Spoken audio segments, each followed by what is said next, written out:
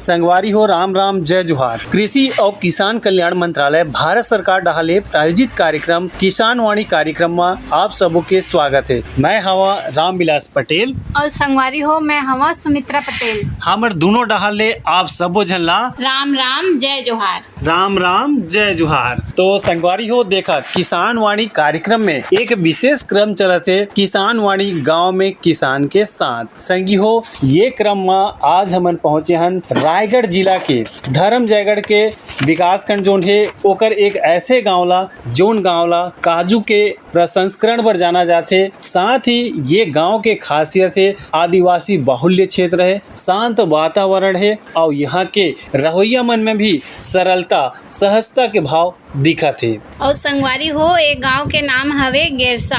तो गेरसा की खासियत है संगी हो यहाँ लगभग 2000 जनसंख्या है। गांव हवे गेरसा और ग्राम पंचायत भी है गेरसा। लेकिन यार का चीज पर जाना जाते संगवारी हो? काजू के प्रसंस्करण पर। तो आज ये क्रम में हमारे बीच में उपस्थित है बातचीत करे बर किसान संगी संगवारी मन काजू प्रसंस्करण से जुड़े लोगन मन। हमारे बीच उपस्थित है पवन सिंघल जी, गायत्री देवी जी, बहादुर सिंह महंत जी, अनुमति यादव जी और ऐसे बहुत सारे किसान भाई मन उपस्थित हैं। सबले पहली हमन कहिबो राम राम जय जोहार। राम राम जय जोहार। हाँ भैया आप मन के नाम बतावा। मोर नाम पवन कुमार है और मैं गांव गिरसा में रहता हूँ। 1981 में मैं आए रहे। तो जब मैं आए मेरी पढ़ाई जो है BSc तक मैंने की है। तो यहाँ मेरा मन नहीं लगता था। अच्छा।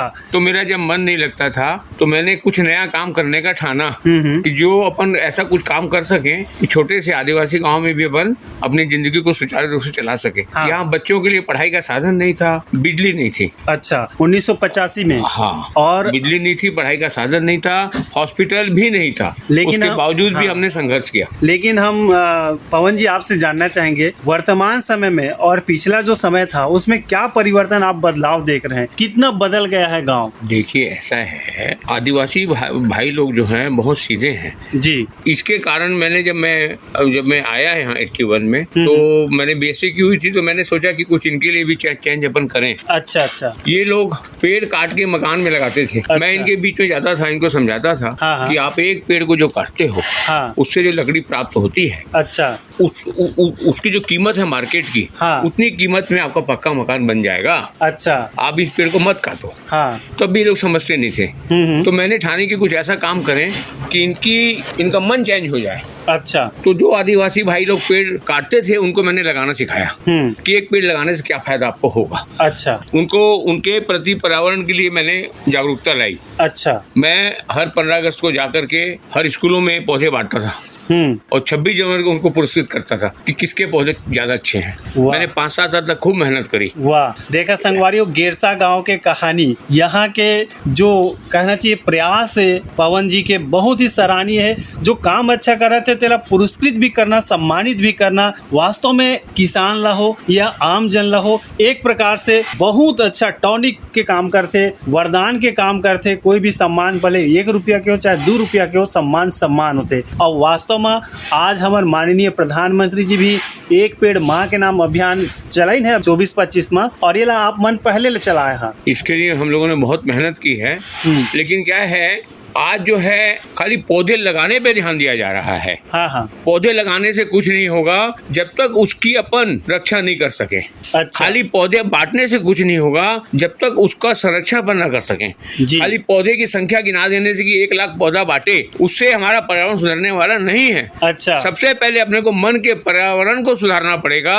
अपने को जो पौधा लगाते हैं उसकी रक्षा का उपाय पहले करना पड़ेगा ताकि वो पेड़ बढ़ सके। ताकि वो पेड़ बढ़ सके और उसका फायदा पूरी विश्व की जनता को मिल सके। ऑक्सीजन पैदा होगी तो पूरे विश्व को फायदा होगा। अच्छा। आज पर्यावरण जो है मैं पौधे के साथ में पर्यावरण वाहिनी का मेंबर भी रहा हूँ और मैंने पर्यावरण के लिए भी बहुत काम किया है और आज भी करता रहता हूँ। समझाता रहता हूँ लोगों को। मैंने कई बार इस बात को कई मंचों के सामने भी रखा है कि पौधे लगाने से ज्यादा जरूरी उसका संरक्षण जरूरी है।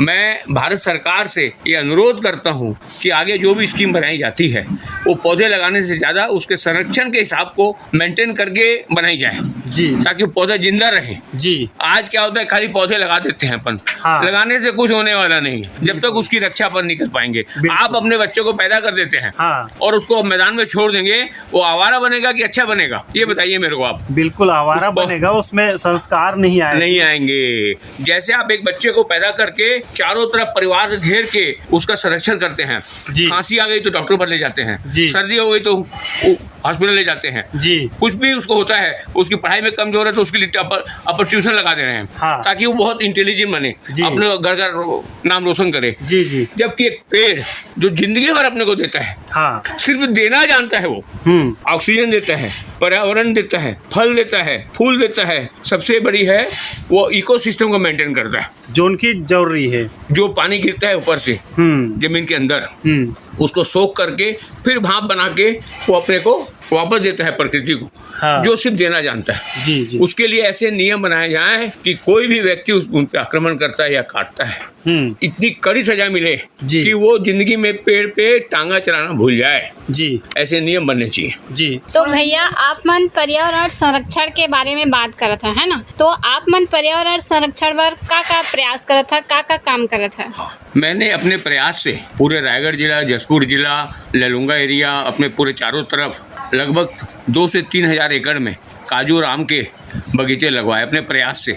भले ही वो गवर्नमेंट का फंड था, नाबार्ड के साहब आए थे, पटनायक जी 2002 या 3 में आए थे, याद नहीं है मेरे को, वो आए थे। हाँ। वो मेरे काम को देखे, हाँ। मेरे प्रोसेसिंग, जैसे आप लोग भी आए हैं देखने के लिए, हाँ। वैसे वो लोग आए थे, खड़े हो गए, बोले पवन जी मेरे को आपका काम पसंद आया, बगीचा देखे। तो मैं यहाँ पर नाबार्ड के तरफ से ये जो बगीचे की स्कीम होती है ना, इसको लागू करवा देते, राष्ट्रीय बागवानी मिशन। हाँ। तो उसका अध्यक्ष वो साहब थे, हाँ। उन्होंने कहा और उन्होंने लिखा पढ़ी करके चले गए, ट्रांसफर हो गया उनका। फिर उसके बाद में रायगढ़ सहयोग समिति के सिंह साहब आए, वो मेरे को बोले कि पवन जी मेरे को पौधे लगाने हैं, मेरे को काम मिला है काजू और आम का। मैं उनको बोला, मैं उनको एक ही बात बोला, भाई साहब पेपर में लगाना है कि सही में लगाना है? अच्छा। वो मेरी बात सुन के घबरा गए। अच्छा। बोले पवन सिंह जी मेरे को सही में लगाना है। हाँ। फिर मैंने उनको सम्मान दिया, बैठाया, हाँ। और दोनों भाई मिलके हम लोगों ने पूरे एरिया घुमा के सब किसानों से मिलवाया और उनके फार्म भरवाए काजू और आम के लिए, और उन्होंने काम चल एकदम ईमानदारी से उन्होंने काम किया, बहुत बढ़िया काम किया। आज उनके कारण, हमारे कारण मिल करके 2-3 हज़ार एकड़ में पूरा काजू और आम के बगीचे लग गए। जी, ये हो गया पर्यावरण का काम। हाँ। ठीक है, मेरा स्वार्थ था कि काजू के पौधे लग जाएं, लेकिन साथ में पर्यावरण का विकास भी हुआ। और जो आदिवासी भाई पेड़ काटते थे उनको मैंने लगा कर कमाना सिखाया। जी। तो सिंगल जी ये बताएंगे कि प्रसंस्करण के लिए जाना जाता है, तो आप प्रसंस्करण को क्यों चुने? क्योंकि मेरा खुद का 52 एकड़ जमीन है हमारी खुद की, और उसमें मैंने काजू लगाया 1985 में। आप ये बोलेंगे आपने काजू को क्यों चुना? हाँ। काजू एक ऐसा पौधा होता है जिसको बहुत कम पानी लगता है, गाय भैंस बकरी इसको खाते नहीं है, और इसके बीजा का अपन स्टॉक कर सकते हैं। यदि अपन आम लगाते हैं, हाँ। तो आम के लगाने वाला जो किसान है बेचारा, जमीन उसकी, हाँ। पेड़ उसका, हाँ। बढ़ाया उसने, हाँ। और बड़े प्रेम से तोड़ा भी उसने, हाँ। बाजार तक पहुंच भी गया। जब पहुंचता है तो उसके सामने ही 20 रुपए में खरीदता है उससे आम, हाँ। 40 रुपए में बेच देता है, हाँ। जबकि उसका कुछ भी नहीं है। 20 रुपए के माल को 40 में बेचता है, और माल बिक गया तो दिखने पड़े तो आवा खराब कर ले जा। वो किसान बेचारा चुपचाप उठाता आ जाता है। हाँ। इसलिए मैंने काजू को चुना कि काजू के बीज को अपन स्टोर कर सकते हैं, यदि भाव आपको नहीं मिलता है तो अपन उसको बाकायदा सुखा के स्टोर 2 साल तक कर सकते हैं, कुछ खराब नहीं होता वो। तो प्रसंस्करण में किनका सहयोग रहा? मैंने 1985 में जब काजू लगाया, हाँ। 90 में जब मेरा माल निकला, हाँ। तो उसको लेकर के मैं मार्केट में जो व्यापारी लोग थे, हाँ। फैक्ट्री वाले थे, हाँ। बड़गांव उड़ीसा में गया, हाँ। वहाँ मेरे को भाव नहीं मिला, तो मैंने घर में उसका प्रयोग किया कि 1 किलो बीजा में कितना काजू बन सकता है, हाथ से फोड़ करके। तो जब देखा कि ये काम बढ़िया फायदे वाला है, तो फिर मैं उद्यान विभाग वाले साहब के पास गया, हाँ। उस समय यादव साहब भी थे धर्मनगर में, हाँ। और शुक्ला साहब से, हाँ। गरगोड़ा वगैरह में, तो उनसे मिला, तो बोले बेटा तुम एक काम करो, मैंगलोर चले जाओ। अच्छा। इसमें जो रायगढ़ में भैया हैं अभी उद्यान वाले, खर्रा जी, उनका सहयोग रहा मेरे को हमेशा शुरू से। अच्छा। खर्रा जी मेरे मित्र जैसे भी हैं और मेरे सहयोगी भी हैं, हर जगह मेरे को उन्होंने आगे बढ़ाया। तो उसके बाद में बोले मैंगलोर चले जाओ, जी। तो मैं बेंगलोर गया भाई, उद्यान विभाग से पूछ करके कि बेंदू क्रॉस में ऑफिस है और वहाँ पर ही सब काम आप सीख पाएंगे। जी जी। मैं, मेरे मामा का घर था बेंगलोर में, वहाँ से बस पकड़ के मैं बेंगलोर पहुँच गया। जी। मेरी इंग्लिश कमज़ोर थी जी। और अकेला चला गया। हाँ। वहाँ के जो उद्यान ऑफिस थी, वहाँ पर साहब थे रघुनाथ भंडारी जी, वो बोले एक छोटा सा लड़का काम सीखने आया है। वो इतना खुश हुए, आपको मैं जिसका वर्णन नहीं कर सकता। जी जी। उन्होंने वहाँ का उल्लाल में जो रिसर्च सेंटर था काजू का, हाँ। अपनी गाड़ी दी, अपना स्टाफ दिया, बोले इनको दिखा के लाओ। जी। दिन भर उसका स्टाफ मेरे साथ रहा। और उल्लाल में जो गवर्नमेंट की जो नर्सरी थी, वहाँ कितने किस्म के काजू के पौधे होते हैं, उनकी लाइब्रेरी भी थी काजू के संबंधी। पूरे विश्व की काजू की किताबें वहाँ स्टॉक थी एक रूम में, लाइब्रेरी थी काजू की। जी जी। वो सब पढ़ने को मेरे को मिला, देखने को मेरे को मिला, और कौन से पौधों को कैसे मेंटेन करना है वहाँ मेरे को इसकी जानकारी मिली। जी। वहाँ सीख के आया। फिर दूसरे दिन वहाँ की जो सबसे बड़ी फैक्ट्री थी, उससे मेरी उन्होंने मुलाकात करवाई। अच्छा। वो पहले नट गए, नहीं दिखाऊंगा। अच्छा। फिर उन्होंने उनके ऊपर फोर्स डाला, आपका कोई नुकसान नहीं होगा, किसान आए हैं इनको दिखाओ। तो उन्होंने बड़ी मुश्किल से एग्री किए और उन्होंने मेरी पूरी फैक्ट्री विजिट करवाई।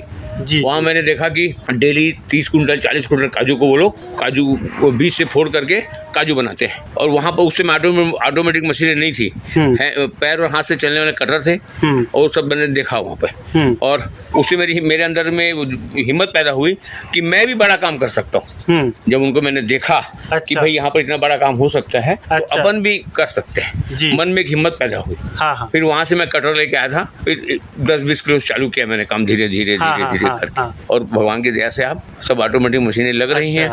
और बड़ा काम करने की इच्छा है ना। अब अपन चाहते हैं कि गवर्नमेंट का सहयोग भी हमको मिले। उद्यान विभाग का तो हमेशा मेरे को मिला, आज भी मिलता है। जी जी। आज उद्यान विभाग वाले जो है जहाँ बोलते हैं वहाँ मैं जाता हूँ, चाहे रायपुर हो चाहे रायगढ़ हो, है ना, जहाँ भी मतलब उनका पूरा सहयोग मेरे साथ है। जी। अभी वर्तमान में आप मन के पास उत्पादन कतका होते या वार्षिक देखा जाए तो कतका हो जाते? पूरा एरिया वाले का माल लगभग खरीद लेते हैं, है ना, और उसको प्रोसेस करके बेच लेते हैं। अच्छा। और अपन चाहते हैं कि किसानों को अपन ज़्यादा से ज़्यादा पैसा दें। तो मेरा उद्देश्य रहता है कि किसान का जो माल है डायरेक्ट उनसे खरीदें और उनको ज़्यादा से ज़्यादा उनकी कृषि उपज का पैसा दें अपन, ये मन में रहता है। आज जितने भी काजू उत्पादक किसान हैं सब मेरे से बहुत खुश रहते हैं कि उनको रेट अपन बहुत अच्छा देते हैं। और अपन इसकी आगे की टेक्निक में भी जा रहे हैं, जैसे छिलके से तेल निकालना, उसका पेंट बनाना। इससे क्या होता है कि जो रॉ मटेरियल है उसकी कीमत हम ज़्यादा दे पाते हैं किसान को। अच्छा। पूरे उसकी किसान को अपन ज़्यादा कीमत इसलिए दे पाते हैं कि अपने को उसके पैसे अच्छे मिलते हैं सीट के। जैसे दूसरी जगह 120 का रेट रहता है, हम उसको 140 दे सकते हैं। अच्छा। अपना मुनाफा कम करके। जी जी जी। ताकि किसान को हिम्मत रहे और अपने मतलब कृषि उपज को वो बढ़ाए। जी जी। चलिए, बहुत बढ़िया जानकारी आपने दी पवन साहब जी। संगवारी हो किसानवाड़ी गांव में किसान के साथ, यही क्रम में हमारे बीच उपस्थित है एक महिला संगवारी। चलो जानबो ओमन के जुबानी ओमन के परिचय। तो आप मन के थोड़ा परिचय दिहा। मेरा नाम गायत्री देवी सिंगल है। हाँ हाँ। और मैं गेरसा से हूँ और हाँ। सन 85-86 से मैं गांव में आ गई हूँ रायगढ़ छोड़कर। अच्छा, आप पहले रायगढ़ में थे? रायगढ़ में थी पहले मैं। अच्छा। लेकिन काम हमारा काजू का 85 से हम भिड़े हुए हैं काम में यहाँ। अच्छा, तो एक काम ला आप मन कब ले करत था और मतलब एक काम ला करे ले अच्छा लागत है? काम अच्छा लग रहा है काम को करने से। हाँ। 85 में हम लोग पौधा लगाए। हाँ। उसके बाद हमारा 90-91 से काजू का काम हम लोग थोड़ा थोड़ा शुरू किए। अच्छा। पहले पैरा में भूंजते थे, फिर हाथ से फोड़ते थे। हाँ। फिर धीरे धीरे हमारी फैक्ट्री काफ़ी मात्रा में हम माल खरीदने लग गए। हमारे मतलब आसपास के किसान बाड़ी की योजना नाबार्ड के थ्रू जो चालू हुआ था, उससे हम लोग को काफ़ी फायदा हुआ। माल कच्चा माल मिलने लग गया। हाँ हाँ। उससे हम धीरे धीरे हमारी फैक्ट्री बैठा लिए। हाँ हाँ हाँ। और टाइम सवेरे हमको 6 बजे से रात को 8 बजे तक हमको टाइम नहीं मिलता है। अच्छा, मतलब यही काम करता? यही काम करता। हाँ, तो दीदी ये बता कि आप मन ला एक काम करे में कैसे लागत है और आप मन और कछु से जुड़े है का? हाँ, मैं ये काम हमला बहुत बढ़िया लगते हैं। हमला बिल्कुल टाइम नहीं मिले। हाँ। और मैं काफ़ी कम से कम 20 साल में सोसाइटी भी चलाए हूँ। स्व सहायता गायत्री स्व सहायता समूह की मैं अध्यक्ष भी हूँ। अच्छा अच्छा। हाँ हाँ। फिर मैं कुछ 2-3-4 साल मैं वो क्या पाउडर क्या बोलते हैं ना, जो बच्चों को खिलाते हैं आंगनबाड़ी में, ready to eat. Ready to eat भी 300 साल मैं करी। लेकिन मैं ज़्यादा टाइम नहीं दे पाती थी। रोज उनका कभी रायगढ़ में मीटिंग, कभी धर्मजड़ में मीटिंग, इस कारण मेरे को उस काम को छोड़ना पड़ा। लेकिन सोसाइटी में नई में भी मैं 20 साल सोसाइटी चलाई हूँ। अच्छा, ये तो बहुत ही बढ़िया बात है कि आप मन सब प्रकार के काम ला कर डाले है ना। हमारे संग बात करे बर आप मन ला बहुत बहुत धन्यवाद। किसान वाणी गांव में किसान के साथ में हम पहुंचे हैं गिरसा के यहाँ बीच में हमारे बीच उपस्थित है। का नाम है भाई तो ना? बहादुर दास महंत। बहादुर दास बहादुरी के काम करत हो या फिर आप मन का काम करता? यहाँ के सब मशीन ला चला था। और गांव का है आप मन की गिरसा क्या? गिरसा हो। और काजू फैक्ट्री में आप मन मशीन चला था? हाँ। वाह भाई, बहुत बढ़िया काम है। कैसे लागत है काम है? बढ़िया लागते जी। तो काय पर ट्रेनिंग ले हस? नहीं देख देख के सीखा हुआ थे का। अरे वाह, देखा भाई, देख ताक के सीखी ने और इमन अच्छा काम करत है। कतका बच्चर हो गए चलात तोला? 2 साल हो गए इसमें। 2 साल हो गए? हाँ। अच्छा लागत है? हाँ, बढ़िया लागत है। हाँ, तो खेती किसानी के काम में मन लागते कि नहीं लागे? लागते जी। अच्छा। और गांव के बाकी मन का काम करते हैं? आप मन का करता हो घर के, आप मन के माता पिता मन? हमारे घर के भी खेती किसानी करते हैं। अच्छा। और हमारे गाँव में यहाँ काम करते हैं फैक्ट्री में। अच्छा। चला, बढ़िया बात है। बहादुर सिंह जी हमारे बीच बात करे खबर, धन्यवाद। धन्यवाद जी। संगवारी हो हमारे बीच में उपस्थित है महिला किसानी संगवारी मन। मैं देखा था काजू के पैकिंग करत हैं, तो चला जानबो एमन के जुबान ले एमन के जोन काम करे के तरीका है एला। तो दीदी आप मन ला मोर कतले राम। हाँ, आप मन के थोड़ा कौन परिचय बता? मैं अनुमति यादव। हाँ। और 20-25 साल से मैं काम करत हुई हूँ। अच्छा, तो पैकिंग करत हूँ। अच्छा, तो पैकिंग करत है ना? तो ये कतका के पैकिंग होते? आधा किलो के, 1 पाव के, 100 ग्राम के भी होते, 1 किलो के होते। अच्छा, मतलब अलग अलग होते का? ऑर्डर आते उसमें होते। अच्छा, ऑर्डर हिसाब से पैकिंग करना पड़ती। हाँ, तो ये बता कि पैकिंग करे में कछु मतलब ध्यान रखे वाला थे कुछ? हाँ, वह बड़े छोटे कछु खराब रही तेहर टुकड़ा जात रही तेला देखे वाला थे। अच्छा, मतलब छांटे वाला थे कि खराब झन जाए या छोटे मोटे मत जाए करके। हाँ, तो एक काम करे में आप मन ला अच्छा लगा थे? हाँ, बहुत अच्छा लागत। हाँ, तो दीदी आप मन इतनी अच्छा काम करत था और बढ़िया आमदनी कमा था और मतलब एक काम अच्छा है ना? तो आप मन इतनी अच्छा जानकारी देवा, एक बार आप मन ला बहुत बहुत धन्यवाद। कृषि और किसान कल्याण मंत्रालय भारत सरकार द्वारा प्रायोजित कार्यक्रम किसान वाणी गांव में किसान के साथ। यही क्रम में हमन पहुँचे रहें गांव गेरसा विकास खंड धर्मजयगढ़ और यह जिला मुख्यालय ले लगभग 70 किलोमीटर के धुरिया में स्थित हवे। काजू उत्पादन और काजू के प्रसंस्करण ले जुड़े विषय के बारे में हमन बातचीत करें और ये बातचीत ला आप मन तक पहुँचाएं। अवैया बेरा में फिर कोनो गांव जाबो, ओमन संग बातचीत करबो, ओला आप मन तक साझा करबो संगवारी हो। तब तक हमार दूना झन ला देवा विदा। राम जय जोहार। राम जय जोहार।